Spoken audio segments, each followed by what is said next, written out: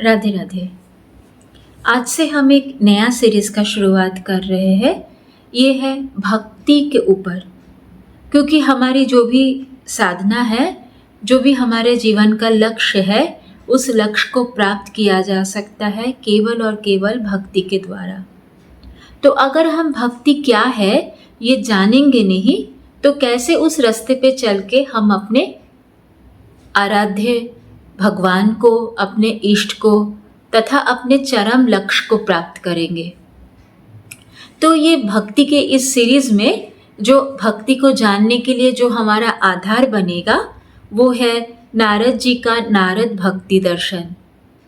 कलियुगी जीव के लिए भक्ति को जानने का सबसे सरलतम आधार बोलिए, सरलतम पुस्तक बोलिए, सरलतम दर्शन बोलिए, वो है नारद भक्ति दर्शन।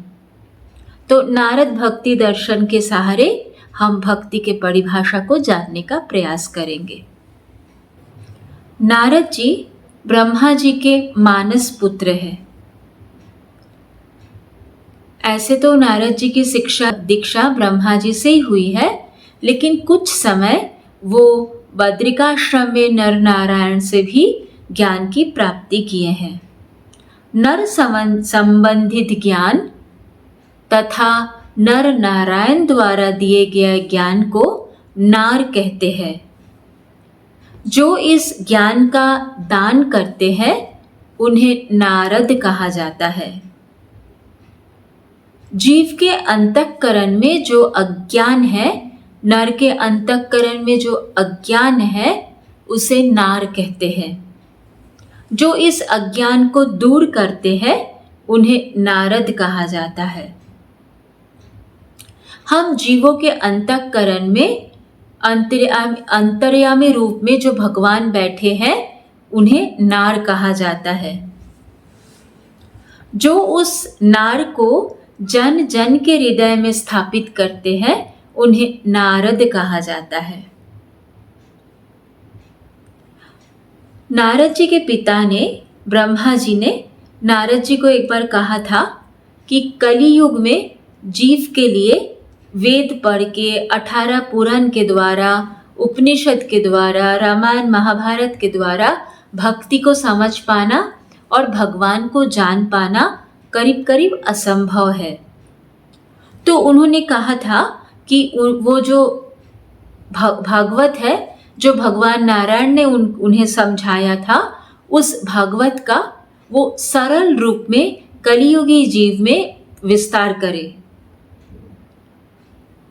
और भक्ति देवी से भी नारद जी ने प्रतिज्ञा किया था कि कलियुग में हर घर घर में, प्रत्येक व्यक्ति में वो भक्ति का प्रचार प्रसार करेंगे। एक गुरु आज्ञा और दूसरा अपने प्रतिज्ञा के वशीभूत होके नारद जी ने नारद भक्ति दर्शन नामक पुस्तक का रचना किया था, ताकि सरल भाषा में जीवों को भक्ति का परिभाषा समझाया जा सके। भक्ति के 12 आचार्य हैं। ब्रह्मा जी, नारद जी, भगवान शंकर, सनकादि कुमार, भीष्म पितामह, कपिल मुनि, मनु, अर्जुन, प्रहलाद, यमराज, सुखदेव इत्यादि। तो ये 12 आचार्यों में नारद मुनि का स्थान नंबर 2 पे है, अर्थात नारद मुनि भक्ति के उच्चतम कोटि के आचार्य है। ये पुस्तक नारद जी ने कब लिखा है, इस विषय में शास्त्रों में कोई उल्लेख नहीं है और ये हमारे लिए अप्रासंगिक भी है। जैसे हम किसी जौहरी के पास जब कुछ गहना खरीदने जाते हैं तो उनसे ये नहीं पूछते हैं कि कौन से खादान से ये सोना निकला है, कौन कारीगर ने इस सोने की सफाई की है, क्योंकि ये सब अप्रासंगिक है। उसी तरह से उस पुस्तक में लिखे गए ज्ञान से हम अपने आप को प्रकाशित कर सकते हैं, तो उतने ही हमारे लिए जरूरत है। ये नारद भक्ति दर्शन में नारद जी ने 84 सूत्र लिखा है। ये 84 सूत्र को हम प्रयास करेंगे विस्तार पूर्वक चर्चा करें, लेकिन समय के अभाव में पता नहीं कितना हम कर पाएंगे। हरि गुरु की कृपा होगी तो 84 सूत्र का ही हम विस्तार करेंगे। तो इसमें सबसे प्रथम सूत्र है अथातो भक्तिम व्याख्यास्यामः। तो इस सूत्र में 4 शब्द है, अथ, अतः, भक्तिम व्याख्यास्यामः। तो सबसे पहले ये अथ शब्द पे विचार करते हैं। अगर ये 4 शब्दों को हम विस्तार में जान ले तो इस सूत्र को भी हम समझ जाएंगे। अथ शब्द क्या है? संस्कृत में अथ शब्द प्रारंभ वाचक होता है, अर्थात किसी चीज की शुरुआत को अथ शब्द से दर्शित किया जाता है। क्योंकि अथ शब्द प्रारंभ वाचक है, इसीलिए प्रथम सूत्र के प्रथम शब्द में अथ यूज किया हुआ है। दूसरा अर्थ क्या है अथ का? अथ एक मंगल सूचक शब्द है।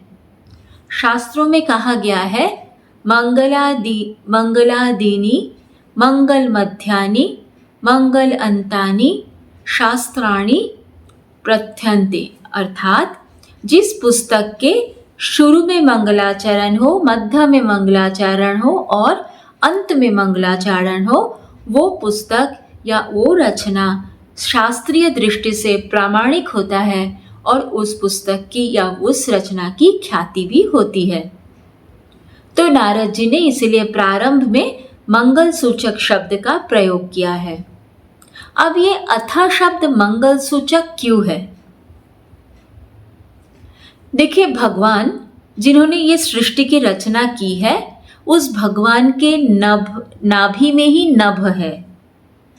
भगवान के नाभि में 14 भुवन कमल के रूप में स्थित है। ये 14 भुवन क्या है? ऊपर की तरफ है भू भुव स्वः महा तप जना सत्य, और नीचे के तरफ है अतल बितल सुतल तलातल महातल रसातल पाताल। तो ये 7 ऊपर के और ये 7 नीचे के जो लोग हैं, इन टोटल 14 लोगों को 14 जो लोग हैं, ये 14 लोग एक कमल के रूप में भगवान के नाभि में स्थित है। उस कमल के अंतःकरण में हिरण्यगर्भ तथा चेतन ब्रह्म है। उस चेतन ब्रह्म के मुंह से स्वतः ओम और अत ये 2 शब्द प्रकट हुआ था, इसीलिए अथ शब्द एक मंगलवाचक शब्द है। हमारे जितने 16 संस्कार है उसमें से एक संस्कार ये भी है, कोई जातक जब जन्म लेता है तो माँ के साथ उसका नाभि काटने से पहले उसके जीवा पे शहद लगाई जाती है और शहद से ओम अथा राम इत्यादि मंगल सूचक शब्द लिखा जाता है। धारणा ये है कि इस तरह से लिखने पे वो जातक का शुरू से ही भगवत प्रीति उसमें देखी जा सकती है। अब तीसरा अर्थ क्या है इस अथ शब्द का? इसका तीसरा अर्थ है इसके पश्चात, अर्थात जैसे देखिए, जब हम ज्ञान मार्ग के रास्ते में जाते हैं तो हमें ज्ञान मार्ग में चलने के लिए, उसके अधिकारित्व प्राप्त करने के लिए कुछ शर्तें पूरी करनी पड़ती है। शम दम उपर्ति मुमुक्षुता इत्यादि। लेकिन भक्ति माता है।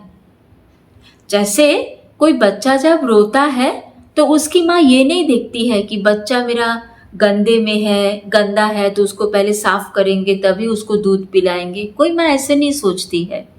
वो सोचती है कि बच्चा अभी भूखा है, रो रहा है, पहले उसको दूध पिलाना है। हाँ, भले ही वो बाद में बच्चे को नहला के साफ करके अच्छा साफ कपड़ा पहना के पाउडर वाउडर लगा के तब पिता के गोदी में देगी, पर खुद लेकिन ये विचार नहीं करती है बच्चा गंदा है या साफ है, वो बच्चे को गले से लगा लेती है। उसी तरह से भक्ति देवी ये विचार नहीं करती है कि हमारे अंतःकरण में कितना मैल है, हमारा अंतःकरण कितना शुद्ध है, कितना अशुद्ध है। हाँ, ये ज़रूर है कि एक बार हम भक्ति जब करने लगते हैं तो भक्ति देवी की कृपा से हमारा अंतःकरण शुद्ध होने लगता है, और जब हमारा अंतःकरण संपूर्ण रूप में शुद्ध हो जाता है तो भक्ति देवी हमें भगवान तथा परम पिता को सौंप देती है। तो अथ शब्द का अर्थ ये है कि भक्ति से हमें और कुछ, भक्ति के पश्चात कुछ प्राप्त करने की जरूरत नहीं है। भक्ति करने से वो सारे सद्गुण हमारे अंदर आ जाती है जिनके हमें आवश्यकता है भगवान को प्राप्त करने के लिए। शास्त्रों में कहा गया है, एक बार प्रहलाद ने भी अपने मित्रों को कहा था, हे असुर पुत्र, तुम लोग अगर भगवान की निष्काम भक्ति करोगे तो तुम्हारे अंदर स्वतः ही सारे अच्छे गुण प्रकट हो जाएंगे, लेकिन अगर तुम संसार की आराधना करोगे तो तुम्हारे अंदर शायद ही कभी कोई अच्छा गुण आ पाए। तो ये है अथ शब्द के 3 अर्थ। अगले एपिसोड में हम जानेंगे बाकी और 3 शब्दों के अर्थ। इस वीडियो को यहीं पे समाप्त करती हूँ। उम्मीद करती हूँ अब तक मैंने जो भी कहा वो आप सबों को सरल तरीका से समझ आ गई है। अगर आपके मन में कोई सवाल है, कोई सुझाव है तो ज़रूर हमें कमेंट बॉक्स में लिख के बताइए। आपके प्रश्नों का उत्तर दे पाने से हमें सर्वाधिक खुशी प्राप्त होगी। राधे राधे।